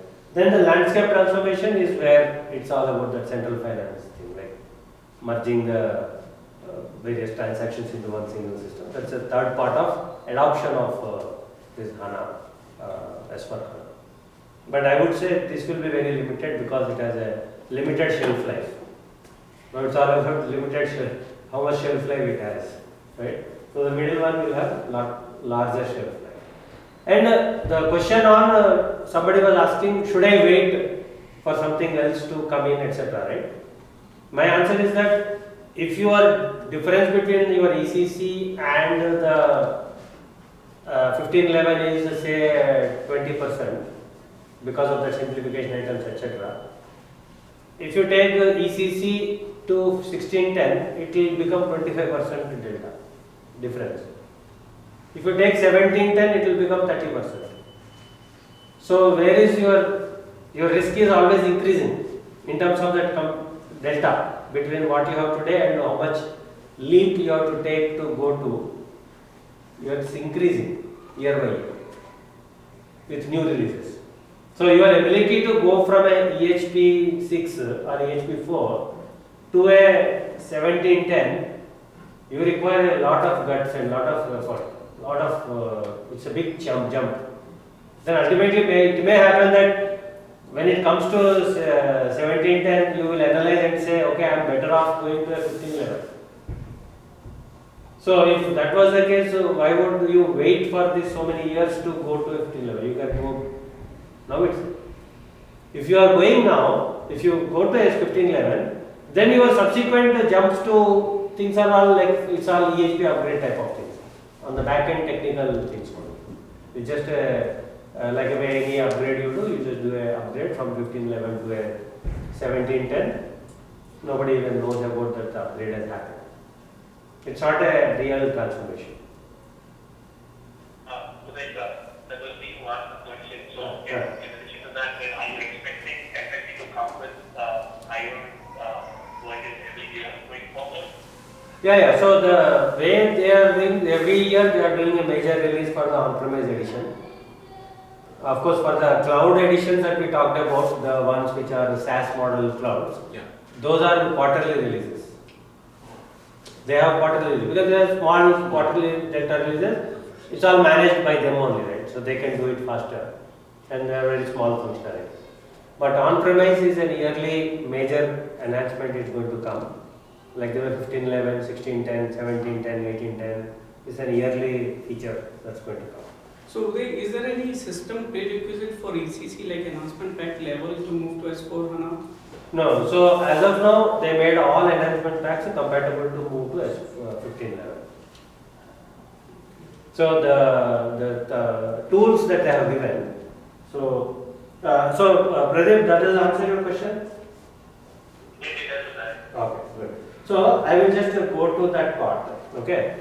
So typically, what will happen is that this is the life cycle of a system conversion. So you do a maintenance planner. So there is a program that SAP has given, which is called maintenance planner. So you run the maintenance planner program. So it will tell you on your current whatever your add-ons that are there today on your current system, how many of them will be relevant or will still work on 1511 or 1610 or will not work. That's one dimension. And also it will look at the various plugins that you have. Okay, from a third party plugins perspective, it will show you what are all the things. For example, you may have a plugin from an open text. You may have a plugin from a EDI, Seaburger or such Gentron. You have a plugin. So they will check that and then say this particular whatever upgrades you have to do for that plugins, it will give you that. That's a maintenance planner. Then there is a pre-check. So these pre-check programs, what they do is that they have functional pre-check programs. It will do a database level checks to see whether your system, your current ECC system with all the data it has, is it amenable or compatible with the data migration optimization tool, the DMO tool. Because ultimately the DMO tool is the pipe that will pull the data from your ECC tables and do the reorganization and push into the S/4HANA real tables. So, but for that they have put very strict rules because the SAP is taking responsibility, right?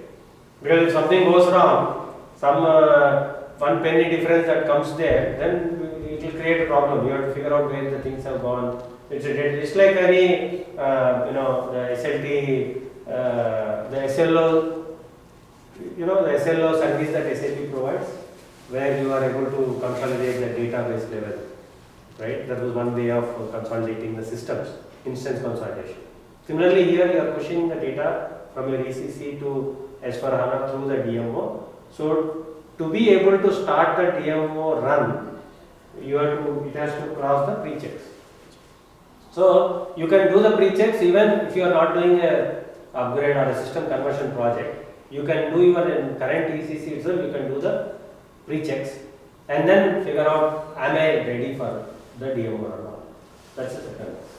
The third one is the custom code migration program. So they also have given a program where you check all your current custom programs, BAP extensions that you have done, and then throw out like a SPAU, SPGT, throw out the list of things that are likely to fail, that needs to be fixed, etc.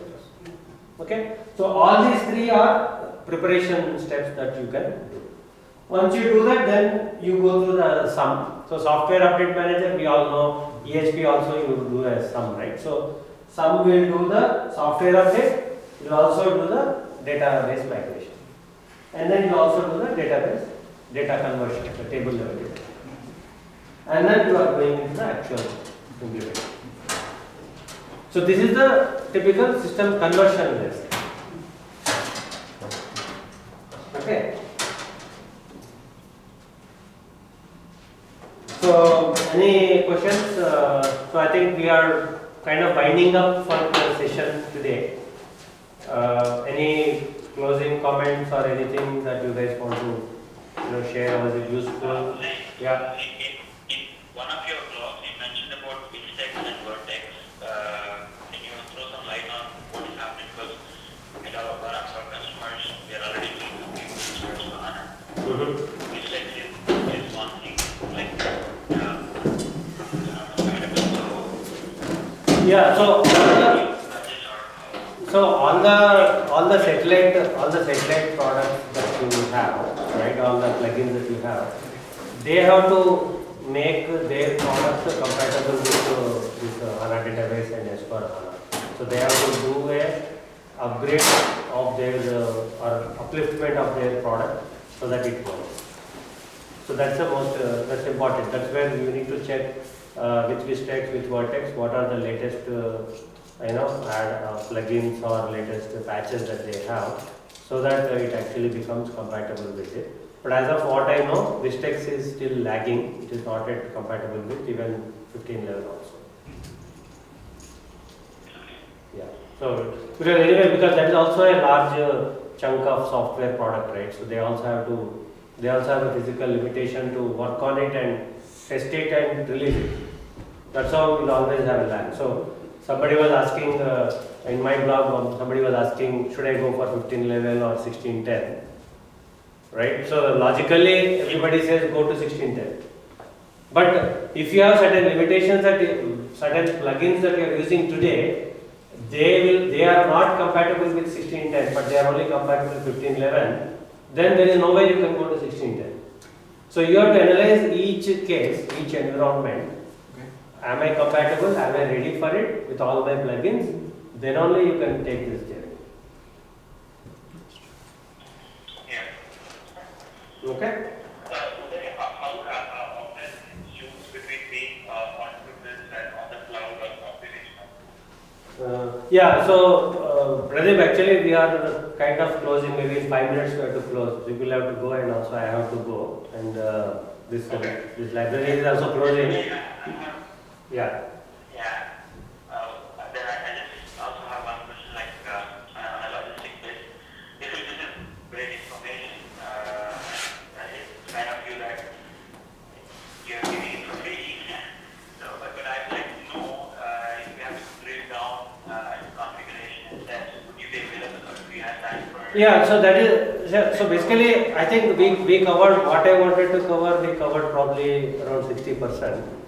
And that's where typically I also plan to conduct subsequent sessions, because we are not even touched upon how do we do an assessment or how do we establish a business case. We didn't have that, right? And also actually system demo I wanted to show so that it also clears a lot of clutter in your minds, but we couldn't do it because of the lack of time. So maybe we can, if people are interested, we can do a repeat session. And then we can continue the trend. Okay. And maybe in the next session we can do it over WebEx itself, because people don't need to travel, so it becomes easy for everybody to join. But what I strongly request is that if this discussion was useful, we also have to, because my commotion is that because of lack of information and lack of thought clarity, this whole S/4HANA is getting stigmatized. And a lot of people are like, there are a lot of misconceptions around it. And some CIO I was talking to, that guy was telling me, oh, I can't spend $50 million for this S/4HANA. I said, where the hell, who told you $50 million? Why would you spend? I was like kind of breaking my head to making you understand that no, it's not $50 million. So we as a community, right, of SAP professionals or SAP fans, we have to demystify this for the larger community. Wherever we are working, we should become that change agent. That's what even SAP wants us to do. Okay, so we can do one more session, subsequent sessions of topics of interest, so that you folks can join. But you guys have to be very active socially on the LinkedIn, and if you feel this has given you benefit, please comment it. That yes, it has given benefit, or it has helped us a lot in getting this clarity of certain topics, etc. So that it actually the message passes on, and we do more such sessions to demystify for the larger community. Then it will benefit us, because our next 5 to 10 years, our whole work is to do this system conversions. Yeah.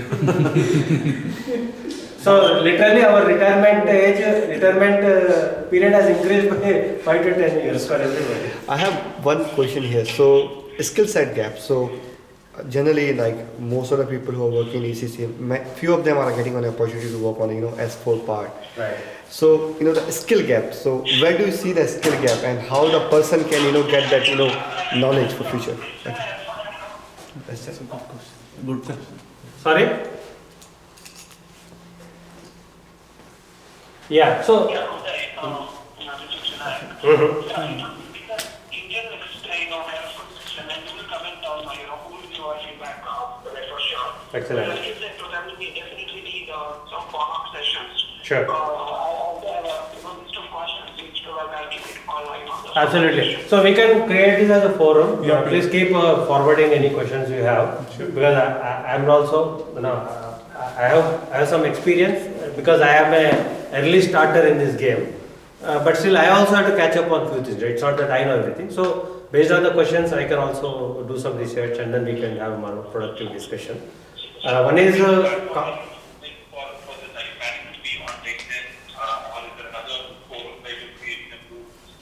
let me think through.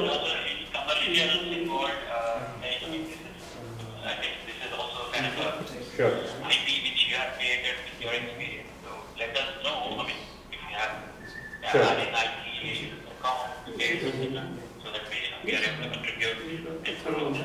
Oh yeah, sure. So basically, see guys, I am doing it as a professional service, right? So we can have, we definitely need another, say maybe 3 sessions, okay?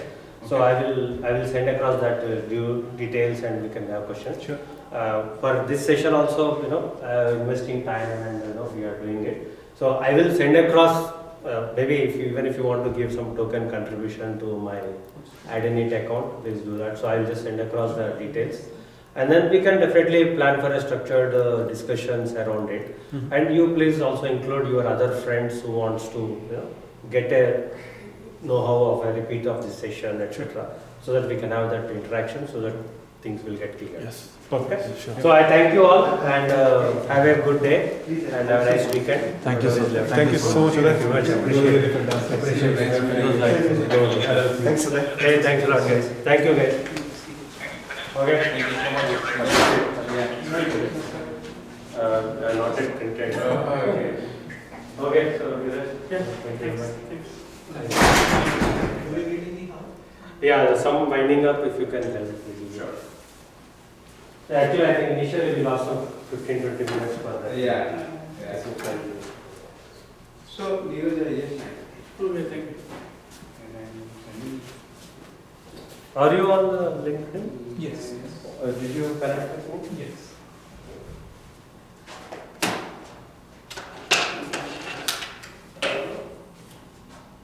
Okay.